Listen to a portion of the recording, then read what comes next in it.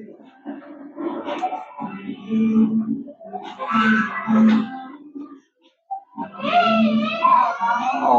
again. Inulit natin yung ating simula at hindi pala nakabit yung ating mic.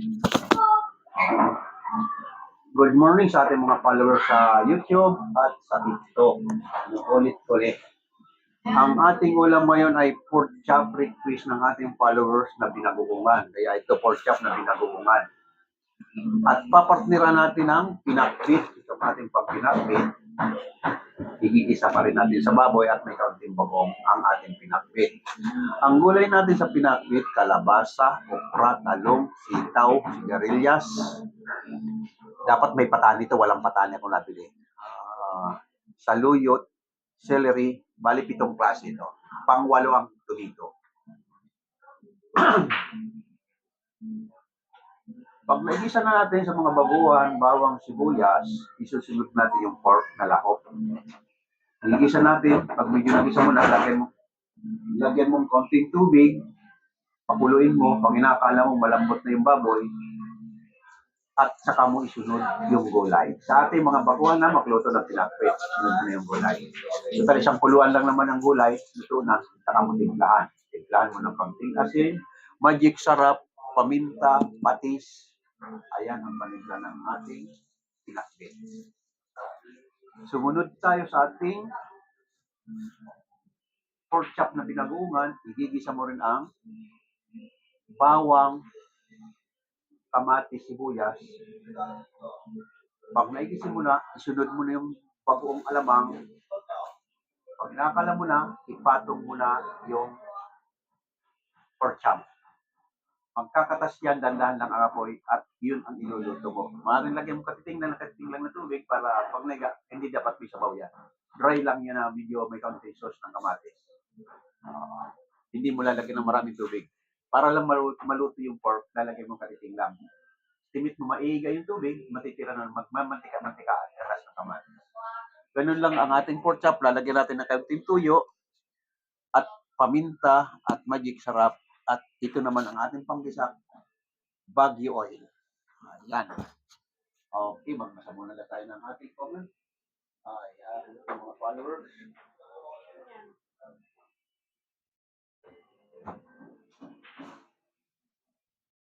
Hilo po tayo, hilo din sa iyo.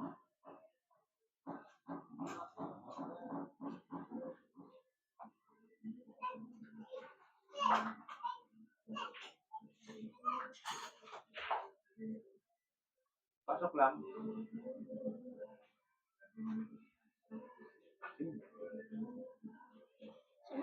Oh, sino pasok ka? No problem. Wala nga.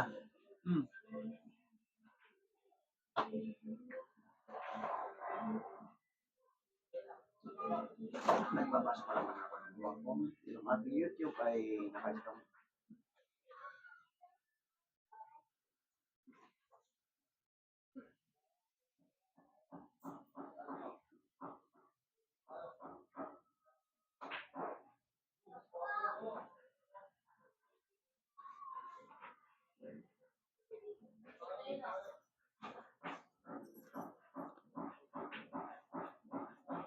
Yung ating mga nag-request katulad nitong ating pork binagoongan at video malabo ang pagkakaintindi mo sa live, panoorin mo lang sa mga kalaro sa YouTube.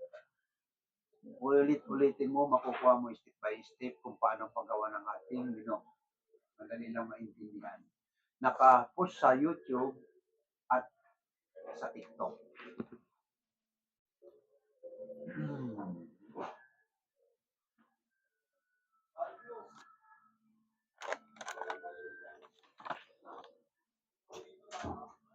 Ay, pasensya na hindi ako nakapag-live ng cooking kagabi kasi kagabi lang ako. Kahapon lang nagsimula yung aking pagla-live dahil naparasahan tayo ni TikTok dahil ano sa nag-away na bata sa bilyaran. Kaya kahapon lang natapos ang 7 days kong suspended sa TikTok. Okay? Salamat naman at nalampasan na natin. Ngayon, mag-iingat tayo na hindi na tayo maparusahan ni TikTok.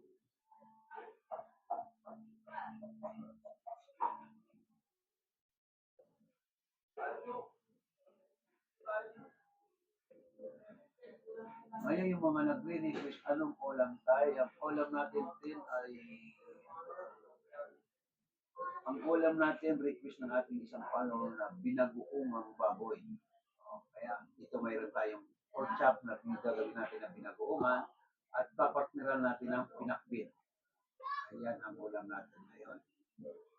Maya-maya, umpisa na tayo. Total, madali lang naman magluto yan. Luto lang natin yung 30 minutes. Okay. Ayusin na natin pala ito. Hindi pa natin yung ating baboy malalapad. Kaya gawin natin ha.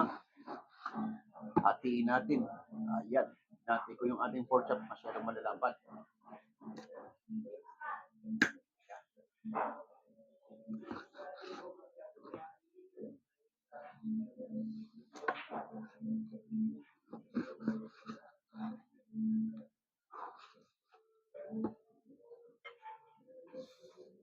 Ang ating binagoongan, kailangan malambot yung baboy mo. Hinay-hinay lang ang apoy kasi pag malakas, patigas pa yung baboy mo, wala nang sauce yung niluluto mo. Ayan. At ito naman panlahok natin sa ating pinakbit.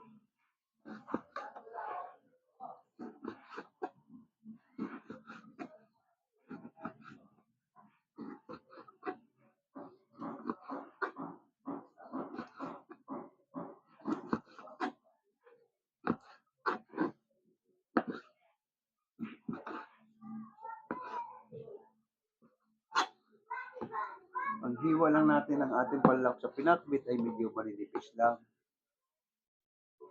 Para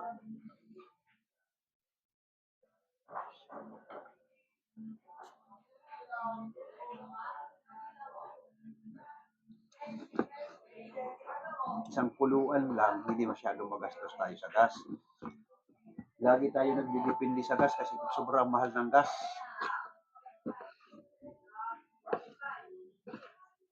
1,000 na mahigit ngayon, isang tangke ng cooking gas.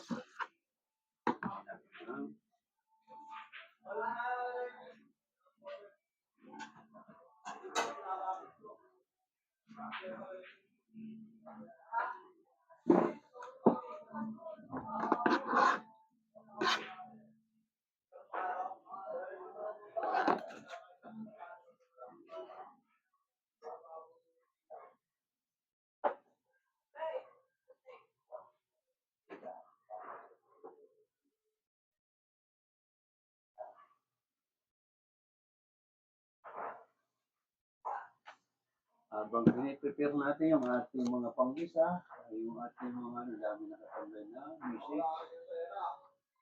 Okay.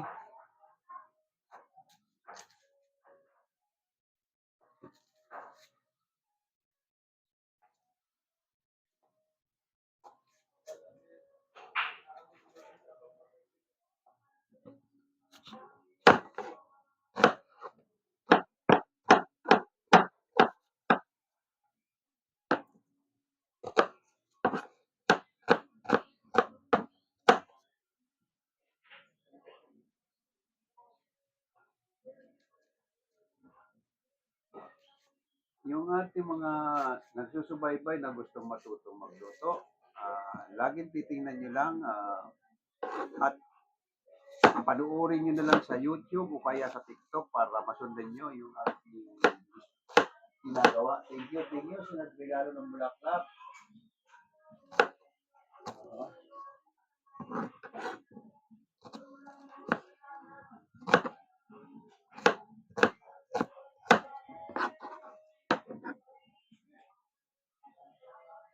Yung ating chicharon, ilalahok pa natin sa pinakbit. Masarap yan. Pero itong ating pinakbit ay Filipino style ito. Plain lang. Kasi mayroong pinakbit na parang Italian ang style, nilalagyan pa ng tomato sauce. Masarap yung ating chicharon sa may tomato sauce.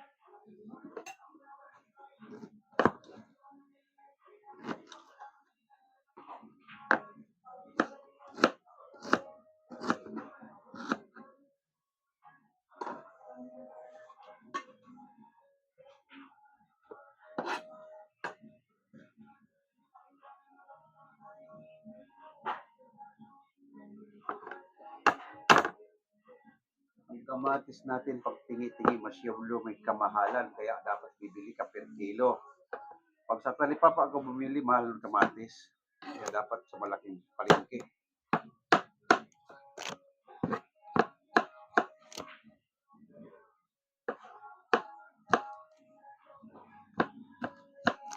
Mamaya po na kayo sasagutin ha. Marami-rami na yung message. Nasa 70 na. Tinatapos ko muna magawa nitong ating mga habang nasa kalan at saka kung magbabasa ng ating mga message.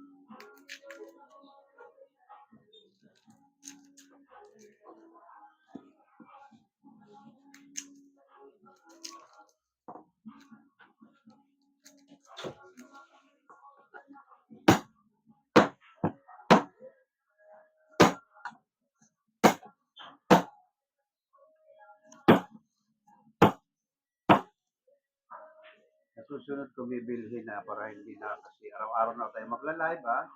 Sa ating mga followers, araw-araw na tayo magla-live. Iingatan na natin na hindi tayo maparusahan ng TikTok. Kaya yung gustong mag-request lang kayo at susundin natin yung mga nagre-request.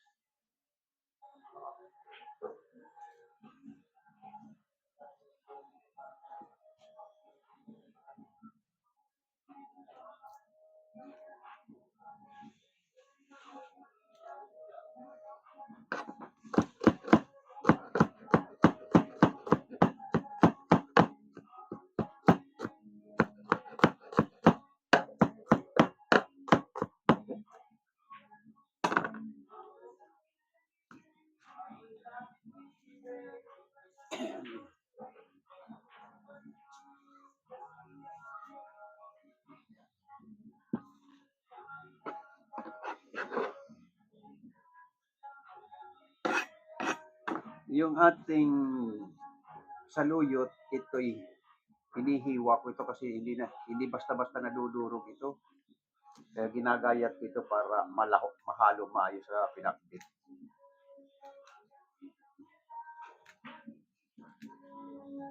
Yan.